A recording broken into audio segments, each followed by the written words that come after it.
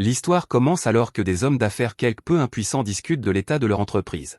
Ils ont frôlé la faillite à plusieurs reprises, mais leur président a utilisé toutes les astuces possibles pour les remettre sur pied. Les hédonistes gloutons se préparent à se livrer à un peu de vin, mais le testeuse de poison doit d'abord le tester pour détecter un éventuel poison. Il ne détecte pas la moindre trace de poison, alors il dit au président qu'il peut boire sans risque. Tout le monde boit le vin alors que nous voyons notre protagoniste déguisé quitter tranquillement la pièce. Malheureusement pour les hédonistes, le vin était empoisonné, et leur vie s'éteigne rapidement. Le patron traite sa testeuse de poison d'inutile, mais la testeuse n'a aucune idée de ce qui s'est passé. Dehors, notre protagoniste nommé Géraud quitte les lieux. Il ne peut s'empêcher de remarquer une fille embrassant quelqu'un, et il marche dans un poteau en mousse. À la maison, sa sœur, Akari, se demande comment Géraud a fait passer le poison sans être détecté par la testeuse. Il explique simplement qu'il a rendu la testeuse immunisée contre le poison. Cela semble absurde, alors Akari ne peut que se demander comment il a fait. Géraud prend son travail très au sérieux, alors il se préparait pour ce jour depuis longtemps. Il a passé 3 mois à ajouter de minuscules doses de poison à la nourriture de la testeuse. Il a progressivement augmenté la quantité jusqu'à ce que la testeuse puisse survivre à une dose mortelle. C'était très pénible, mais personne ne s'attendrait à ce que quelqu'un fasse quelque chose d'aussi ridicule. Être aussi astucieux est la seule façon pour lui de rester dans le métier. Akari s'inquiète de la vie personnelle de Géraud, alors elle se demande quand il va se marier. Géraud manque de s'étouffer, et il fait remarquer qu'il ne rencontre aucune femme dans son domaine de travail. Elle dit que c'est important parce que sa grand-mère veut faire de l'un de ses petits-enfants le nouveau chef du clan du poison. Quand Géraud a dit qu'il ne le pouvait pas parce qu'il est célibataire, grand-mère l'a mis en couple avec une parfaite inconnue d'une autre branche de la famille. Elle a insisté et l'a presque forcé à se marier. Géraud ne pense pas du tout au mariage, alors la lignée des maîtres du poison devra s'arrêter avec lui. Juste à ce moment-là, Géraud reçoit un message d'un gars appelé le maître des insectes. Il va le rencontrer, et le maître des insectes doit empêcher ces insectes de sortir de son masque. Géraud a entendu dire que le maître des aiguilles a maintenant 3 enfants, et que ses factures deviennent incontrôlables. Géraud ne veut pas ça pour lui-même, et il prévoit de rester célibataire pour le reste de sa vie. Il est surpris lorsque le maître des insectes révèle qu'il pense à se marier. Il a rencontré une fille gentille et tranquille qu'il accepte comme il est. Géraud est stupéfait car il pensait que le maître des insectes avait encore moins de chance que lui. Le maître des insectes ne veut pas que les choses changent et dit que tous les deux resteront les meilleurs amis du monde. Il se prépare à partir, et il utilise ses insectes pour l'emmener. Avant qu'il ne le fasse, Géraud admet que l'entendre parler de mariage lui a fait penser que ce ne serait peut-être pas si mal. Après cela, Géraud va rencontrer un autre client nommé Ryota, des filles envahissent Géraud, et Ryota explique que ce sont ses assassines secrétaires. Géraud est ici seulement pour faire son travail, et il se heurte à une cloison en verre par balle. Cette cloison retient la dernière ordure humaine avec laquelle Ryota veut que Géraud l'aide. Elle s'appelle Mai, et elle est connue sous le nom d'arnaqueuse au mariage sans cœur. Elle a causé toutes sortes de problèmes sur leur territoire, alors Ryota veut que Géraud s'occupe d'elle. Mai se demande qui il est, mais Géraud est toujours focalisé sur les affaires, et il l'injecte avec du poison. Il explique qu'elle va subir une paralysie nerveuse dans ses extrémités qui progressera vers son cerveau. Elle sera bientôt en agonie comme si on la déchiquetait. Malheureusement pour elle, elle restera pleinement consciente pendant tout le processus. Géraud révèle qu'à la fin de tout cela, il l'achèvera avec le poison mortel qu'il a créé. Mais essaie de se sortir de cette situation par la parole, mais Géraud lui dit simplement de rester silencieuse. Elle dit que Géraud lui rappelle un ancien petit ami, mais il n'y croit pas. Elle est connue comme l'arnaqueuse au mariage, donc cela ne le surprend pas qu'elle essaie de flirter pour s'en sortir. Mais admet qu'elle a escroqué beaucoup de gens, mais elle avait une bonne raison. Elle avait besoin de beaucoup d'argent pour sauver son petit frère, qui est très malade. Elle a contracté des prêts et fait des choses terribles pour de l'argent, mais ce n'était toujours pas suffisant. Le poison commence à faire effet, et Mai dit que les choses qui se terminent ainsi ne sont peut-être pas si mal. Géraud ressemble vraiment à la personne qu'elle aime le plus, et la voir ici pendant ces derniers moments lui apporte un certain apaisement. Elle le supplie de lui dire son nom, alors il cède et se présente. Pendant que Ryota regarde, ses secrétaires se demandent si Géraud était la bonne personne pour ce travail. Ryota les fait taire et explique que Géraud est un maître du poison. La famille Géraud est l'une des plus anciennes dans le métier de l'assassinat. Il a peut-être quelques idées fixes, comme n'éliminer que les ordures humaines, mais Géraud est très demandé. Il est le meilleur dans ce qu'il fait, et c'est quelqu'un de sérieux. Mais appelle Géraud, mais se ravise et dit que ce n'était rien. Géraud commence à transpirer, et il se demande si cette fille a vraiment un faible pour lui. Juste à ce moment-là, Géraud reçoit un appel d'Akari. Elle s'excuse de l'appeler sur sa ligne d'urgence, mais elle devait lui dire quelque chose. Elle retourne vivre à la maison principale, et elle voulait le lui dire avant de partir. Elle déclare qu'elle donnera naissance à un nouveau maître du poison qui sera le véritable héritier de la famille Géraud. Géraud est stupéfait, et il essaie de lui dire qu'elle n'a pas besoin de faire ça. Akari dit qu'il ne comprend pas parce que leur grand-mère est très sérieuse. Elle a dit à Akari que si Jiro ne perpétue pas la lignée familiale et qu'elle refuse de donner naissance à un enfant, alors ils n'auront qu'un seul choix. Ils enlèveront la liberté d'Akari et la forceront à avoir des bébés. Akari a une petite amie qu'elle aime tendrement, mais maintenant elle n'a d'autre choix que de rompre avec elle. Jiro refuse de laisser Akari gâcher sa vie, alors il prend sa décision. Il dit à Mai que si elle ne veut pas que sa vie se termine, elle doit l'épouser. Il explique qu'il doit se marier pour pouvoir devenir le chef du clan du poison. S'il doit être avec quelqu'un, il veut au moins que ce soit une fille qu'il aime comme Mai le fait. Pour rendre l'accord encore meilleur, Jiro dit qu'il peut aider pour son frère malade. Mai est ravie, et elle se demande s'il est vraiment juste qu'elle ait autant de chance. Tous les deux sourient, et Jiro est content car cela résout tous ses problèmes. Il attend joyeusement que Mai accepte, mais elle change complètement d'attitude. Elle dit qu'il n'y a aucune chance au monde qu'elle l'épouse jamais, et Jiro est complètement choqué. Mai savait que sa vie allait se terminer, alors elle voulait simplement placer une dernière pique avant la fin. Mai explique que les couples sont généralement ensemble parce qu'ils sont bien assortis. Une ordure comme Jiro, qui propose à une cible qu'il peut éliminer à tout moment, n'est bien assortie avec personne. Elle dit que s'il est sérieux à propos de trouver quelqu'un, il doit commencer par révéler ce qu'il ressent vraiment. Elle souligne que c'est beaucoup de travail de trouver la bonne personne et de grandir avec elle. Ils doivent se comprendre en se heurtant et en s'épuisant. Mais se demande alors si Jiro veut vraiment se marier uniquement pour un héritage. Jiro est figé par ses paroles, alors Ryota doit lui rappeler de retourner au travail. Jiro parle enfin, et il dit toute la vérité. Il dit qu'il n'élimine que les ordures humaines qui méritent que leur vie prenne fin. Ce n'est pas vraiment une question de justice. C'est simplement qu'il n'accepte pas de mission qui l'empêcherait de dormir la nuit. Le travail de Jiro le rend très froid, mais parfois il se surprend à vouloir vivre en paix avec quelqu'un qu'il aime. Cette facette de lui-même le rend même malade à l'estomac. La vérité est qu'il veut rencontrer quelqu'un qu'il aime et vivre une vie heureuse et amusante comme tout le monde. Une vie où une fille lui demande comment s'est passée sa journée ou ce qui ne va pas quand il tousse. Malheureusement, Jiro sait qu'il ne rencontrera jamais une fille comme ça. Il n'est jamais allé à l'école, et il n'a même pas été à la crèche. Il a vécu en tant que maître du poison depuis le jour où il a été assez grand pour commencer à former des souvenirs. Dans son monde, montrer sa faiblesse mène à l'échec. Jiro dit qu'il ne pourrait jamais s'ouvrir et livrer son cœur à une inconnue. Étonnamment, Mary est fait remarquer qu'il vient de lui livrer son cœur. Elle convient qu'être assassin est un gros inconvénient, mais cela signifie simplement qu'il doit travailler encore plus dur pour rencontrer de nouvelles personnes. S'il continue à se montrer encore et encore, elle est sûre qu'il finira par rencontrer quelqu'un qui s'intéressera à lui. La vie de Mai touche à sa fin, alors elle dit à Jiro d'en finir. Les factures médicales de son frère ne seront pas payées parce qu'elle a échoué. Elle enlève l'avenir de la personne qu'elle aime le plus, alors elle se considère comme une ordure humaine. Ryota arrive et dit à Jiro de finir le travail. Jiro refuse et dit qu'il a besoin d'elle. Seule une entremetteuse experte a pu marier autant de gens qu'elle, alors il a besoin de son aide. Elle est la seule personne qui pourrait trouver quelqu'un pour lui, alors il veut l'engager.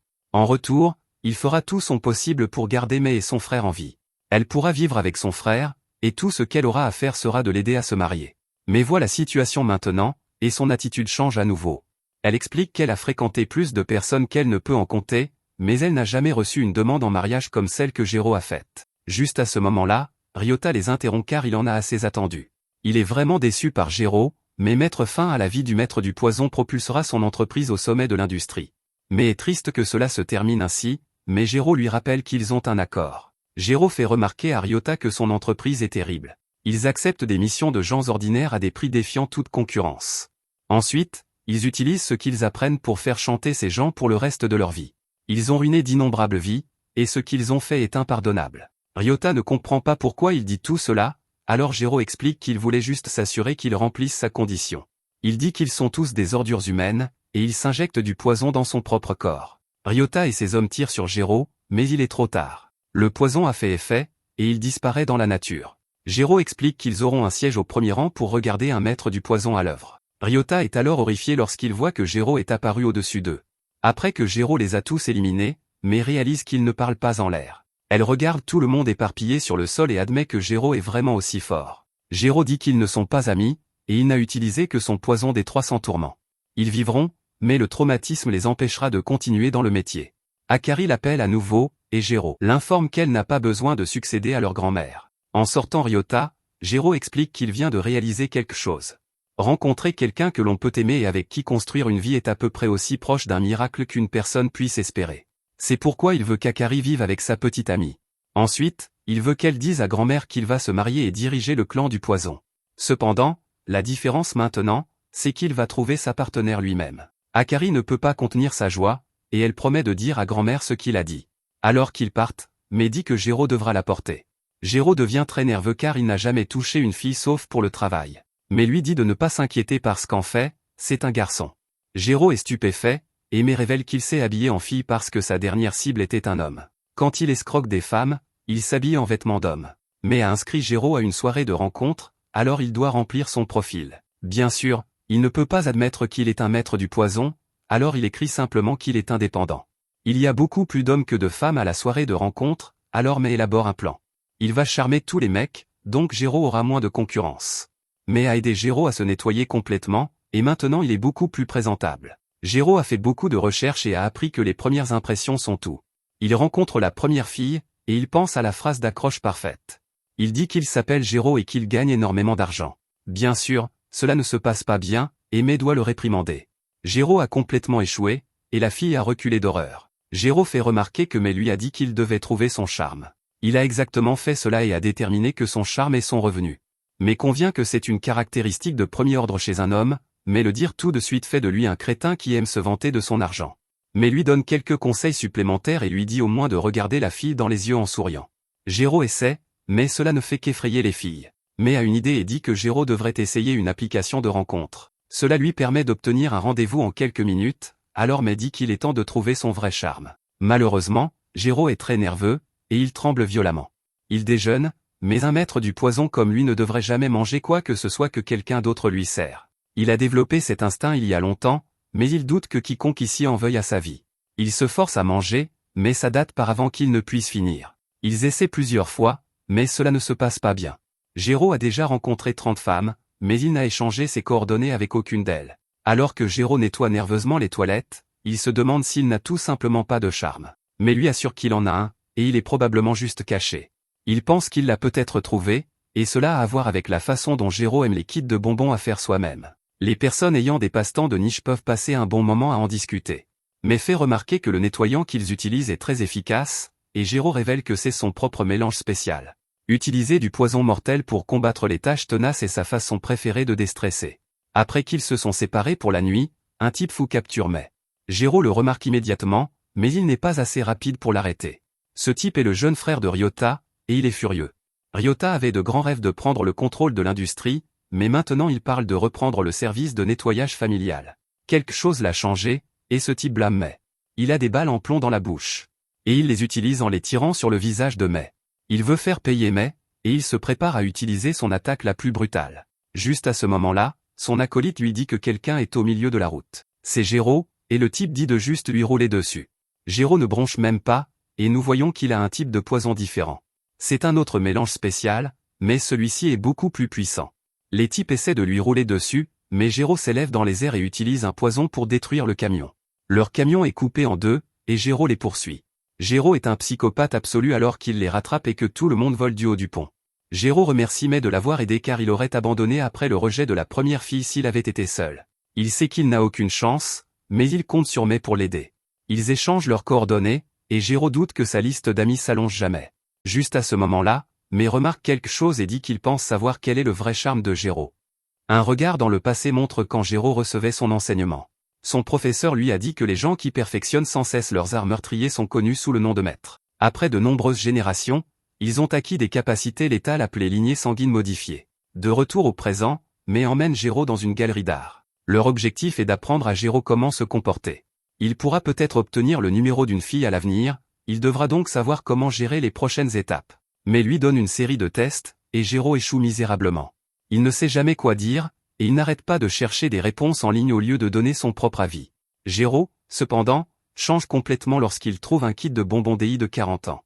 C'est l'un des premiers jamais fabriqués, et il est évalué à 30 millions de yens. Les kits de bonbons DI sont la passion de Géraud, et il dit qu'il paierait 10 fois ce montant juste pour l'avoir. Mais fait remarquer que ce n'est qu'une tasse et du sucre, alors Géraud doit maintenant la corriger. Il explique que sa valeur ne réside pas dans les matériaux. Juste à ce moment-là, Mai dit à Géraud de regarder un gars qui se comporte étrangement. Sa femme est avec lui, mais ce qui est encore plus étrange, c'est qu'un groupe de filles l'assiège. Mai explique qu'il s'appelle Shiratori, et qu'il est le peintre le plus populaire parmi les jeunes. Il ressemble et agit comme un bizarre, mais ses fans ne l'auraient pas autrement. Les gens peuvent être aimés par beaucoup simplement en ayant un talent. C'est vrai pour les athlètes qui sont toujours décisifs dans les moments cruciaux ou pour un médecin qui sauve un membre de votre famille. C'est ce qu'est un charme, mais Géraud fait remarquer qu'il n'a pas cela. Mais dit qu'il l'a effectivement et utilise l'exemple le plus récent. Géraud a neutralisé toute une pièce de méchant et a sauvé May tout seul. C'est pourquoi May dit que Géraud devrait oublier les soirées de rencontres et les applications. La façon dont il trouvera vraiment une fille, c'est en les aidant. Mais lui dit qu'il doit sauver des otages et protéger des personnalités importantes. Il fera son travail naturellement, et quelqu'un tombera amoureuse de lui. Géraud fait remarquer qu'il est un maître du poison et que son travail est de mettre fin à la vie des gens. Mais rétorque en disant que personne n'a dit qu'il ne pouvait pas sauver des gens. Juste à ce moment-là, une alarme retentit alors que quelqu'un a volé un tableau de valeur. Les gardes pensent qu'il s'agit d'un voleur notoire dont le nom est Himekawa. Ils la cherchent à bord du navire, mais nous voyons qu'elle s'est déjà échappée sur le dos d'un requin. La fille atteint un endroit sûr, et elle remercie son requin qu'elle appelle Shamsky. Elle peut aller retrouver le reste de son équipe, mais ils sont engloutis par une étrange attaque. Himekawa ne peut pas comprendre ce qui se passe, et l'attaquant se révèle enfin. De retour avec notre héros, mais lui explique le plan. Géraud sauvera des filles quand elles seront en difficulté et les fera tomber amoureuses de lui.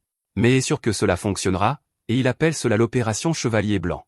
Géraud se demande où il trouvera ses missions de sauvetage, alors May lui montre un site appelé le Darknav. C'est un site où il peut trouver toutes sortes de missions louches. Trouver des missions de sauvetage et de garde du corps sera un jeu d'enfant sur le Darknav. Mais n'arrive pas à croire qu'il n'en ait jamais entendu parler, alors il explique qu'ils obtiennent toutes leurs missions par l'intermédiaire d'un courtier. Sur le site, Géraud trouve quelque chose d'intéressant. C'est une vidéo du gars qui a pris Himekawa en otage. Son message s'adresse aux personnes qui travaillent avec Himekawa. En échange de son retour sain et sauve, il veut chaque œuvre d'art qu'ils ont volée. Géraud répond à l'appel à l'aide, et il va écouter ce que ses collaborateurs ont à dire. Ils expliquent que le monde criminel connaît Himekawa comme une voleuse notoire. Cependant, la vérité est que des collectionneurs malveillants volent des œuvres d'art aux défavorisés, et elle les rend toutes aux propriétaires d'origine. Il a peut-être confié les œuvres à ces gars-là, alors il refuse de les remettre au type qui les réclame. C'est pourquoi il lance cet appel ouvert pour trouver quelqu'un qui peut aider. Ils veulent que quelqu'un infiltre la cachette de l'ennemi avant l'échange et sauve Himekawa. Ils remarquent que pratiquement personne ne s'est présenté à leur présentation, et il est clair qu'ils n'ont pas offert assez d'argent. Ces gars sont des fans sérieux d'Himekawa, donc l'un d'eux dit même qu'il vendra tous ses organes pour payer quelqu'un pour les aider. Mais pense que c'est l'occasion parfaite pour Géraud d'agir comme un chevalier en armure étincelante, alors il lève la main. Il révèle que Géraud est un maître de la famille Géraud. Géraud dit qu'il est là pour sauver leur patronne, mais les gars sont terrifiés. Ils ont déjà entendu parler de Géraud le maître du poison, et ils se demandent ce qu'il fait ici. Ils savent à quel point il est demandé, alors ils sont sûrs qu'ils devraient vendre leurs organes pour payer les frais du courtier. Les gars célèbrent, cependant, quand ils réalisent qu'ils pourront sauver Himekawa avec le maître de leur côté. Ailleurs, nous voyons que la personne qui a pris Himekawa est en réalité le capitaine du navire. Il dit à Himekawa d'abandonner ses larcins mesquins afin qu'elle puisse faire partie de sa collection. Himekawa est dégoûtée, et elle déclare qu'elle vole pour ce en quoi elle croit. Un regard dans le passé montre quand on lui a parlé d'une certaine œuvre d'art. L'artiste était un maître, et le tableau qu'il a fait de sa fille vaut 2 milliards de yens. Ils sont tous deux décédés, et le tableau a été laissé au mari de la fille. C'est le seul tableau que le mari ait de sa femme, alors il a supplié Himekawa de le lui retrouver. Elle dit au capitaine qu'elle a fait une promesse à une petite fille et à son père de rapporter le tableau. Cela n'irrite que le capitaine, alors il appelle son justicier nommé Ushio. Il dit au justicier de briser l'esprit d'Himekawa pour qu'il la tourmente avec de l'eau. À proximité, nous voyons que les héros recherchent Himekawa. L'assistant d'Himekawa leur a donné un GPS, et il leur montre exactement où elle se trouve. Malheureusement, ils sont découverts par des gardes qui refusent de les laisser passer. Géraud passe immédiatement à l'action et les élimine d'une seule attaque. De retour avec Himekawa, nous voyons qu'Ushio les tremble avec sa capacité à contrôler l'eau. Sa vie est sur le point de s'éteindre, alors le capitaine dit à Ushio de s'arrêter pour l'instant. Des intrus se sont faufilés à bord, et il veut qu'Ushio s'en occupe. Pendant ce temps, Géraud s'entraîne à se présenter. Il avait prévu de dire son nom immédiatement, suivi d'une demande à Himekawa de sortir avec lui dans l'intention de l'épouser. Bien sûr, mais le gronde parce que cela ne ferait que le faire rejeter. Il rencontre d'autres gardes, alors May doit lui expliquer ce qu'il doit dire pendant qu'il se ferait un chemin à travers les gardes. Géraud doit penser aux sentiments de la fille et oublier le mariage pour l'instant. Pour Himekawa, il doit juste être le maître qui est venu la sauver. Elle est piégée maintenant et probablement terrifiée. De retour avec Himekawa, le capitaine dit que ce sera lui qui la tourmentera maintenant. Il sort une arme, mais Himekawa n'est pas impressionné parce qu'il ne ferait que mettre fin à sa vie. Le capitaine révèle que l'arme est en fait destinée à détruire le tableau. Himekawa est horrifiée, alors elle essaie de lui rappeler qu'il est collectionneur. Le tableau vaut beaucoup d'argent, mais sa vraie valeur est encore plus grande que cela. Le capitaine dit que c'est un petit prix à payer pour ajouter Himekawa à sa collection. Himekawa a promis à cette petite fille qu'elle rapporterait le tableau de sa mère, alors elle accepte de faire tout ce que le capitaine dit. Le capitaine est contre, mais son bras est détruit une seconde plus tard. Il hurle de douleur, et il essaie désespérément de comprendre ce qui vient de se passer. Un étrange pouvoir émerge du tableau, et il consume le capitaine alors qu'il implore la clémence. C'était l'attaque de notre héros, et il se présente enfin à Himekawa. Il explique qu'il est le maître du poison, et il est là pour la sauver. Il déclare qu'elle est en sécurité maintenant, et elle peut être sans voix. La première chose qu'elle dit est que son groupe n'a pas assez d'argent pour payer un maître. Elle ne peut que se demander comment ils ont payé ses services, et Gero commence à paniquer. Il ne sait pas quoi dire, et il regarde vers Mai. Mais réalise qu'il est en difficulté parce qu'ils n'ont planifié que sa présentation.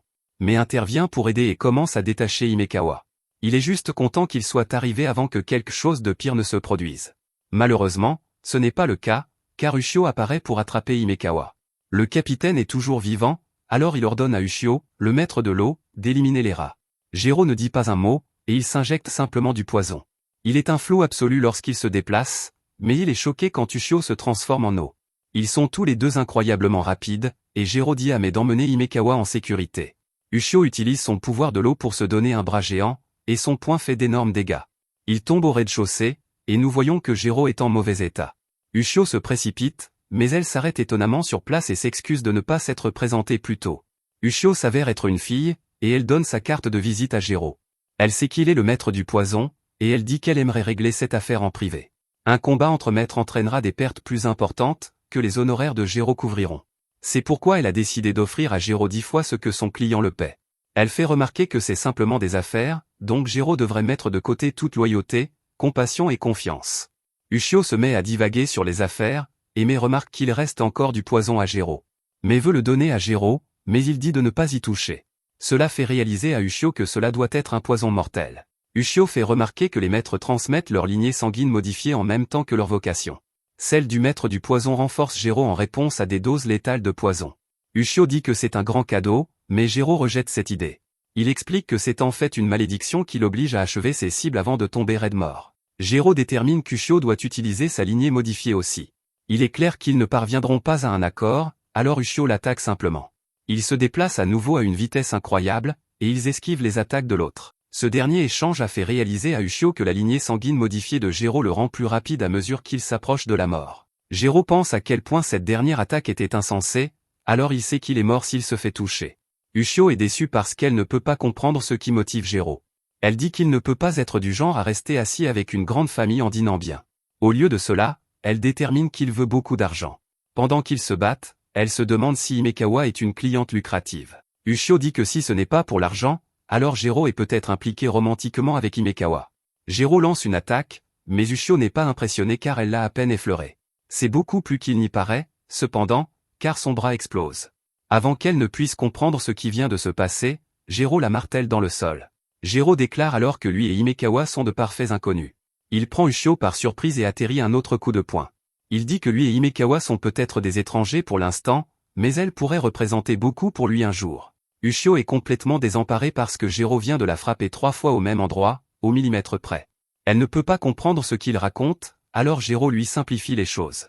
Plus tôt, elle a rejeté l'idée de savourer un bon repas en grande famille. Gero pense à comment il a grandi tout seul, alors il dit qu'une grande famille est en fait ce qu'il veut.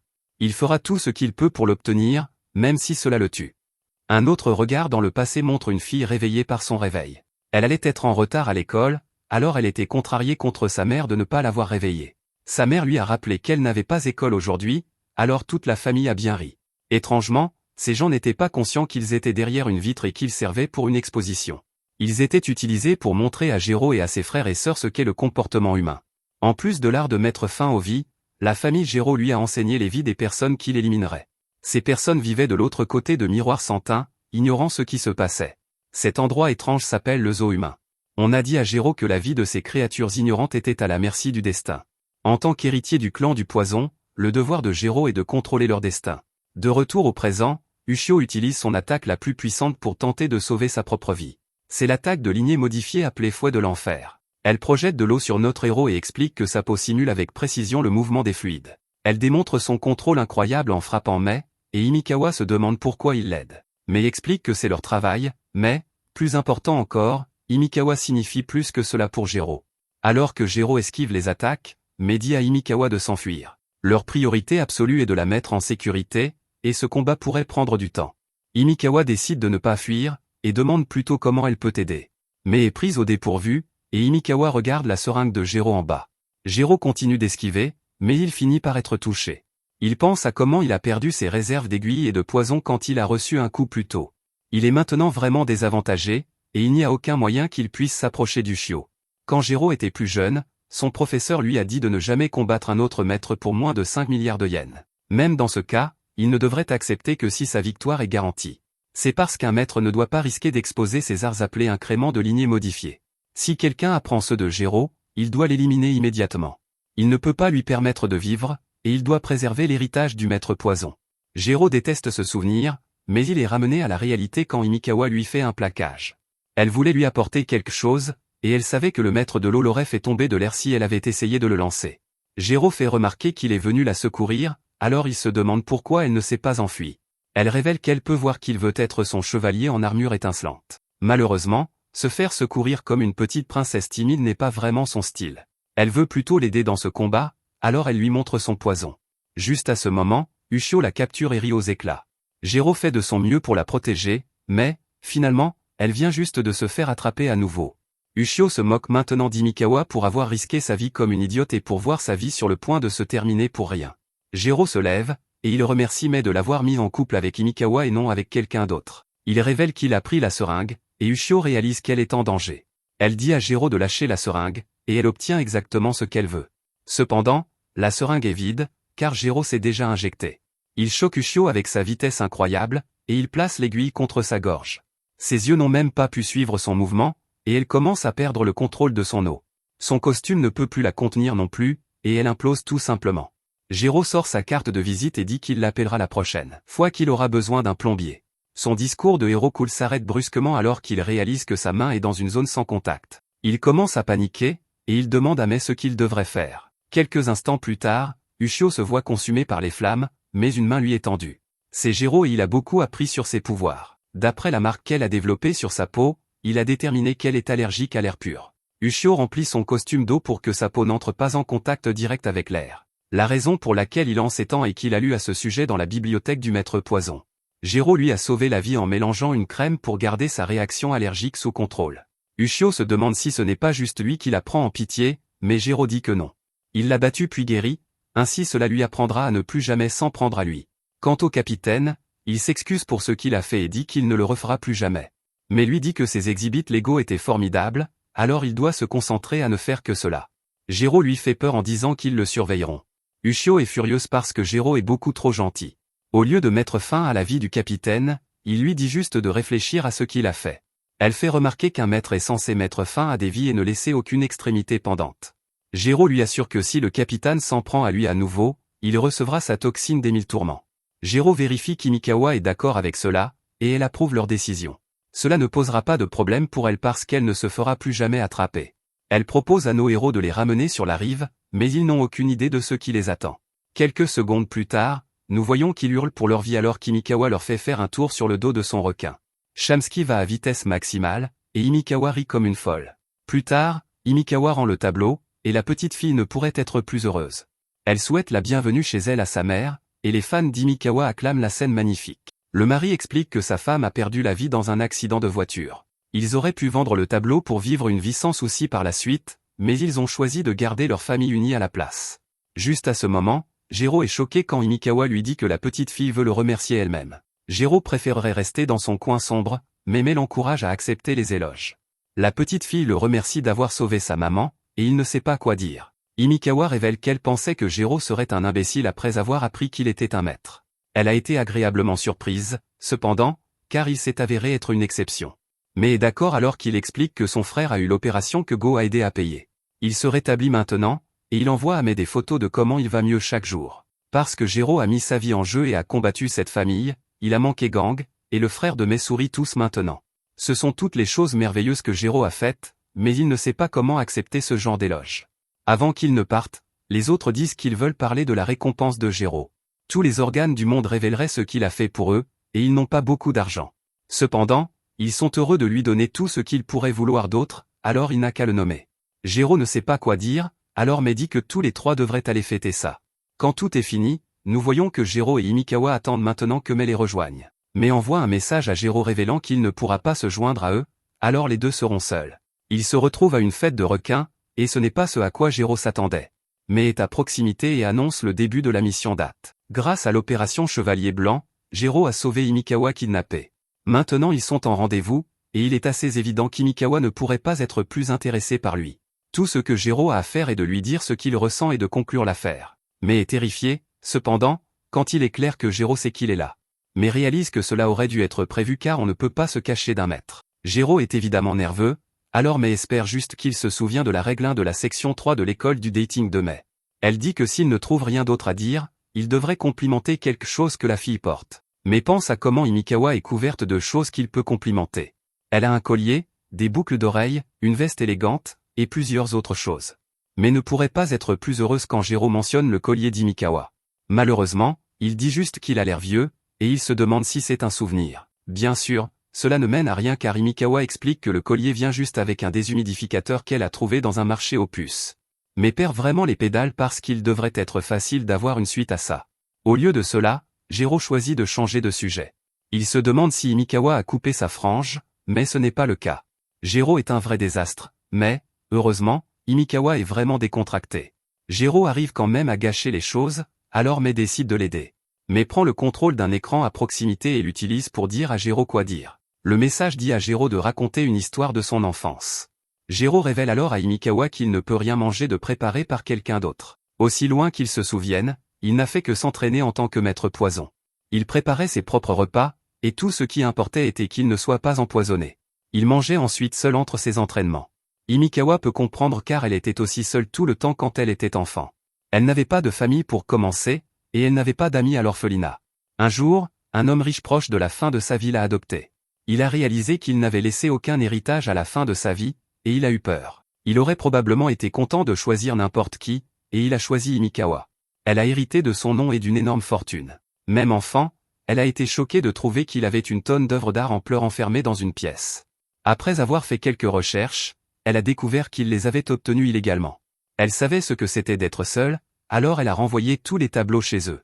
Ce faisant, elle a dépensé tout son héritage, alors maintenant elle travaille à temps partiel 5 jours par semaine juste pour survivre. Himikawa est gênée par sa propre histoire, mais elle est surprise quand Jiro la voit pour ce qu'elle est. Plutôt pour la première fois, il a pu faire quelque chose pour lequel les gens le remercieraient. Himikawa a fait cela tout ce temps, alors il dit qu'il n'a jamais rencontré quelqu'un d'aussi cool qu'elle. Himikawa n'en croit pas ses oreilles, et elle se met même à pleurer. Jiro se demande s'il a dit quelque chose de mal, et Himikawa explique juste que personne ne l'a jamais loué ainsi. Mais envoie un message à Jiro pour qu'il y aille, et la chanson du requin commence à jouer. Jiro enlève son chapeau de requin et révèle qu'il a quelque chose à dire. Himikawa se prépare, mais Jiro lui demande juste si elle veut être son amie. Himikawa semble confuse, et Mei perd les pédales parce que c'était sa grande chance. Himikawa accepte sa demande d'amitié et dit qu'elle pensait qu'il allait lui demander de sortir avec lui. Jiro révèle qu'il le voulait, mais il ne sait rien d'elle. Plus important encore, elle ne sait rien de lui. Il a fait bonne impression plus tôt, mais ce n'est qu'une version embellie de lui-même. Jiro révèle que la vérité est qu'il y a des parties de lui si immondes qu'il ne veut même pas y faire face. Il veut vivre plus de choses avec Himikawa pour qu'elle apprenne à le connaître un peu à la fois. Alors, s'il peut la convaincre de le voir aussi de cette façon, alors il aimerait faire une proposition. Ce serait le premier pas vers le mariage heureux qu'il recherche. Himikawa n'en croit pas son discours, mais elle accepte de commencer comme amie. Cependant, elle explique que voler son cœur ne sera pas si facile. Ensuite, nous voyons que Jiro a maintenant 2 amis sur son téléphone. Avant qu'Himikawa ne parte, elle dit que la fille devrait leur préparer le déjeuner la prochaine fois puisqu'il ne peut pas manger de la nourriture préparée par d'autres. Jiro est d'accord, et ils se séparent. Mais informe alors Jiro qu'il a un travail de garde du corps ensuite. Jiro est choqué parce que ce serait comme tromper Himikawa. Mais fait remarquer qu'il est juste ami avec Himikawa, et qu'il y a des tonnes de filles qu'il peut encore rencontrer. Apprendre à en connaître plus l'aidera à voir clairement leurs bonnes qualités, et il apprendra à les aimer encore plus. Himikawa pourrait vraiment être celle qui lui convient, ou peut-être est-ce quelqu'un qu'il n'a même pas encore rencontré. Un peu plus tard, nous voyons Mei travailler sous couverture lors d'une soirée d'accueil à l'université, servant des boissons aux étudiants. Jiro est assis quelque part, nerveux, et Mei espère qu'il est à la hauteur de la tâche. Jiro est également sous couverture, et il n'en croit pas ses yeux que son travail l'ait réellement amené à l'une de ces soirées légendaires. On dit aux nouveaux étudiants de se rassembler, et le client de Juro fait partie d'entre eux. Les étudiants plus âgés portent un toast aux nouveaux étudiants, et nous voyons à quel point la jeune fille est timide. Certains des anciens l'approchent et lui demandent si elle s'amuse bien. La jeune fille fond en larmes nerveuses et dit simplement qu'elle s'éclate. Après leur départ, la jeune fille se sent très mal parce que c'était sa chance de parler avec des étudiants plus âgés, et elle l'a gâché. Un retour dans le passé explique comment notre héros a fini ici. Un homme nommé Mitsuhiko a engagé Juro comme garde du corps pour sa nièce, Shiori. Mitsuhiko est un riche excentrique, car il a insisté pour que leur rendez-vous ait lieu sur un ring qu'il portait lui-même. Il a montré la détermination qui lui a valu tout son succès en portant tout le monde tout en expliquant tout. Il a dit que Shiori allait commencer l'université, et qu'en tant qu'oncle, il veut qu'elle soit protégée sans que personne ne le remarque. Le père de Shiori a bâti leur entreprise, Balzac, à partir de zéro en une seule génération, mais la maladie l'a emporté il y a un an. Il a laissé un testament stipulant que Shiori lui succédera en tant que PDG lorsqu'elle sera majeure. Le problème est que la sœur aînée de Mitsuhiko, nommée Fad, estime que l'entreprise lui revient de droit. On ne sait pas ce qu'elle pourrait faire, mais apparemment, elle a engagé quelqu'un avec des techniques étranges qu'aucun expert ordinaire ne pourrait arrêter. Mais a fourni à Juro une fausse carte d'étudiant et une nouvelle identité. À partir de ce moment, il est Dego Oashima, un étudiant en économie de 3e année. C'est alors que Shiori leur a demandé nerveusement si cela lui poserait problème d'assister à une soirée d'accueil arrosée. Juro lui a dit que c'était un risque inutile, mais elle a insisté. Elle lui a fait les yeux doux, alors il a accepté. De retour au présent, les étudiants plus âgés disent qu'il est temps de faire les présentations. Bientôt, c'est au tour de Shiori, alors elle se lève et dit son nom. Elle donne aussi sa filière, mais ensuite son cerveau est complètement submergé. Tout le monde la regarde, et elle commence à paniquer. Des centaines de sujets de conversation potentiels lui traversent l'esprit en même temps, et elle reste là, figée. Elle finit par dire qu'elle est enchantée de rencontrer tout le monde, et elle se rassoit. Juro est l'étudiant suivant appelé, alors il se lève. Un autre retour dans le passé montre Mai se demandant si Juro pourrait vraiment gérer une soirée. Juro a expliqué qu'il était allé boire avec le maître des insectes de nombreuses fois, donc tout irait bien. Mais était toujours inquiète, alors il a décidé de s'infiltrer également. De retour au présent, Juro est impatient de montrer qu'un maître de premier ordre peut aussi être l'âme de la fête. Juro se présente avec confiance en tant que Dego, et dit à tout le monde de regarder alors qu'il descend 8 verres de bière. Mais regarde avec horreur alors que Juro descend chaque verre. Juro finit tout, mais son travail n'est pas terminé. La partie suivante va vraiment impressionner tout le monde, alors il se prépare à émerveiller chaque personne dans la pièce. Son corps tremble de façon incontrôlable, alors Mai se demande s'ils doivent appeler une ambulance. Juro régurgite une version gélatineuse de la bière, et dit que cet exploit incroyable lui vaudra des applaudissements de tout le monde. Il termine sa présentation spectaculaire en disant qu'il est heureux de rencontrer tout le monde, mais ils sont tous horrifiés. Juro essaie d'expliquer que ce n'est que de la bière et un polymère absorbant l'eau, mais cela ne fonctionne pas. Tout le monde passe outre pour voir s'il y a d'autres étudiants qui ne se sont pas encore présentés. Un gars mystérieux met en pause une vidéo sur son téléphone et se lève. Il fait un symbole étrange avec ses mains et se présente sous le nom de Naroku. Les autres se demandent quel est son nom complet et sa filière, mais le gars ne les donne pas. Il dit que ce qui compte vraiment, c'est qu'il a rencontré tout le monde à ce moment précis. Naroku a été ailleurs tout ce temps, alors Juro ne peut que se demander ce qui ne va pas chez lui. Naroku dit qu'il pense aux étoiles chanceuses qui lui ont permis d'être ici, et pour une raison quelconque, il le dit 2 fois. Il n'a presque rien dit du tout, mais pour une raison quelconque, chaque fille à la fête l'assaille immédiatement. Il y a beaucoup de choses que Juro ne comprend pas, et il détermine que les soirées arrosées ont des profondeurs cachées. Plus tard, Juro a quelque chose à dire à Shiori, mais même dire son nom l'effraie. Tout ce qu'il veut savoir, c'est pourquoi elle s'est forcée à venir à la fête. Il sait qu'elle va hériter d'une entreprise, alors il suppose qu'elle est venue pour travailler sur ses problèmes de communication. Shiori révèle qu'il ne s'agit pas seulement de l'entreprise. Elle se met à pleurer en expliquant ce que son père lui a dit avant qu'il ne meure. Dans un flashback, le père de Shiori lui a dit d'essayer l'alcool quand elle aura 20 ans. Il a fait remarquer qu'elle est une fille gentille, mais qu'elle se fait trop de soucis pour ce que les autres pensent.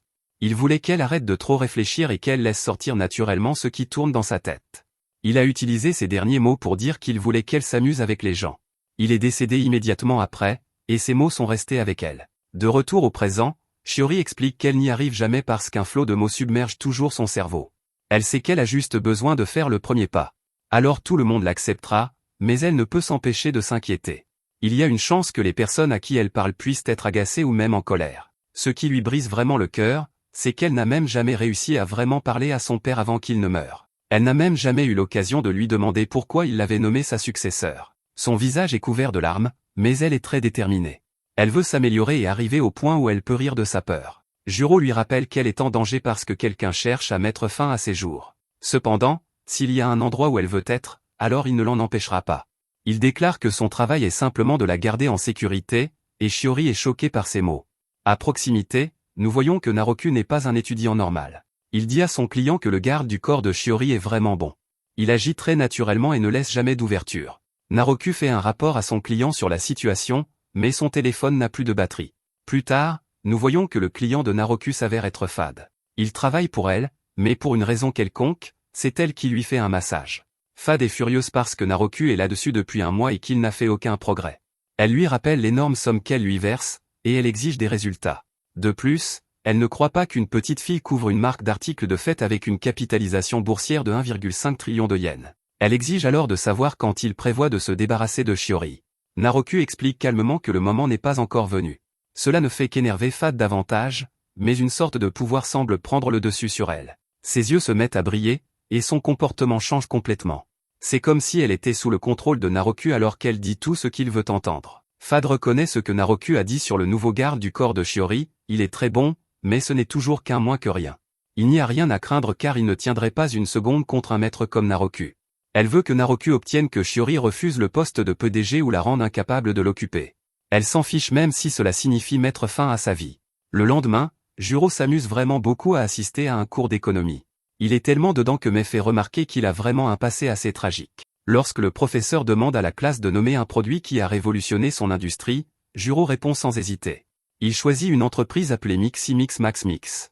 Il explique qu'ils ont fabriqué un kit de bonbons DIY en édition limitée légendaire, dont seulement 100 exemplaires ont été fabriqués pour le 30e anniversaire de la marque. Le professeur est époustouflé, et tous deux finissent par discuter longuement de la grandeur de Mixi Mix. Juro est bien trop investi dans ce cours, et Mei n'en croit pas ses yeux. À proximité, Naroku fait une sorte de méditation bizarre, et ses pouvoirs commencent à faire trembler la terre autour de lui.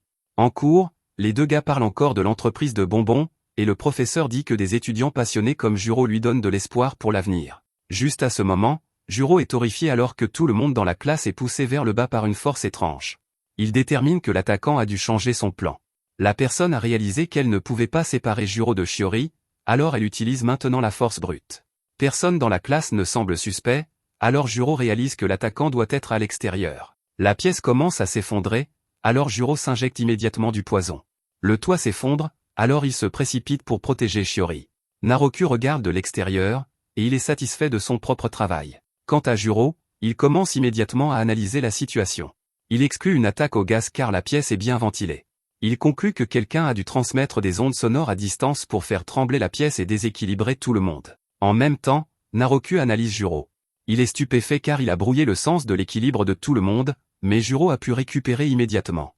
Son pouvoir ne permet pas cela, et la récupération de Juro aurait dû être impossible. Juste à ce moment, les deux gars arrivent à la même conclusion en même temps. Juro détermine que seul un maître du son pourrait réaliser une attaque à grande échelle aussi précise, et Naroku détermine que seul un maître du poison pourrait s'en remettre si rapidement. Dans le couloir, Juro explique que tous les tueurs à gages savent que faire passer leurs attaques pour des accidents leur évite des ennuis. Il ne fait aucun doute dans son esprit que l'attaquant essayait de mettre fin à la vie de Shiori. Mais se demande s'il devrait annuler le voyage de camping le lendemain, mais Juro dit que cela dépend de Shiori et de son oncle. Shiori va alors rendre visite à son oncle, qui est en train de faire de la musculation. Mitsuhiko dit à Shiori qu'elle peut absolument y aller. Sa raison est qu'il n'y a pas de substitut aux amis qu'elle se fera à l'école. Il lui dit d'aller sans faire beaucoup, et il l'assure qu'avec ses deux gardes du corps autour d'elle, elle n'a rien à craindre. Le lendemain, Shiori part joyeusement pour le voyage de camping et dit au revoir à son oncle. Malheureusement, après son départ, nous voyons qu'il est sous le contrôle de Naroku. Il a un sourire terrifiant sur le visage, et il espère que Shiori passera un bon moment. En chemin, Juro pense qu'ils ne peuvent pas garantir la sécurité de Shiori même si elle reste à la maison.